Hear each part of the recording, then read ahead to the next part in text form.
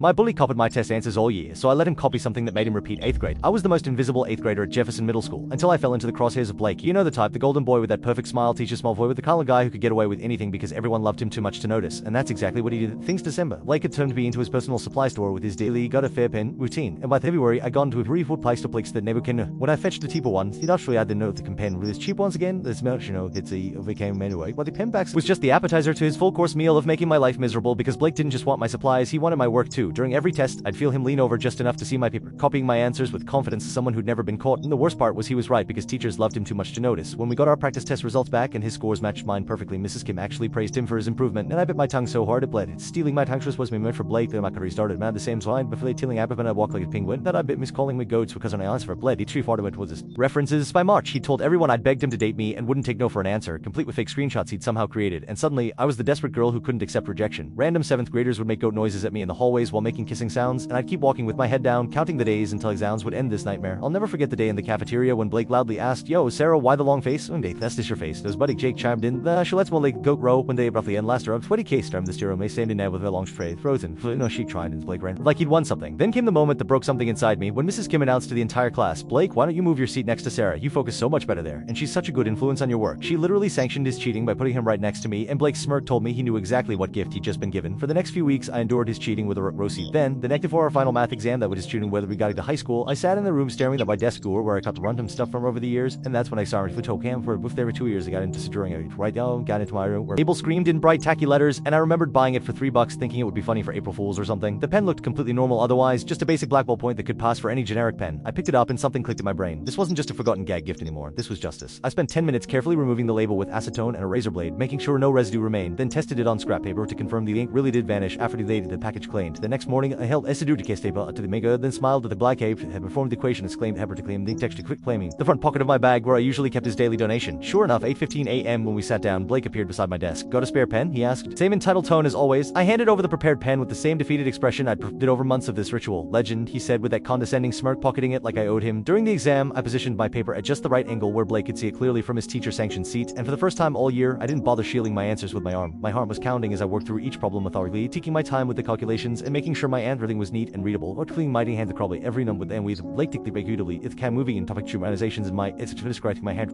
An hour of him furiously copying my work while I pretended not to notice, and when the exam ends, Blake actually looks relieved, probably thinking he just secured another stolen pass, completely unaware that every answer he'd written was already fading into. I watched him hand in his paper with a satisfied smile, and I had to bite my lip to keep from grinning. Results came in August, and the universe delivered. I passed and got into high school while Bliff found math with a completely blank paper. His dad spent August at the school district of it scheming about system errors while Blake fooled he bling havered hengsa. Putty Navis is blank.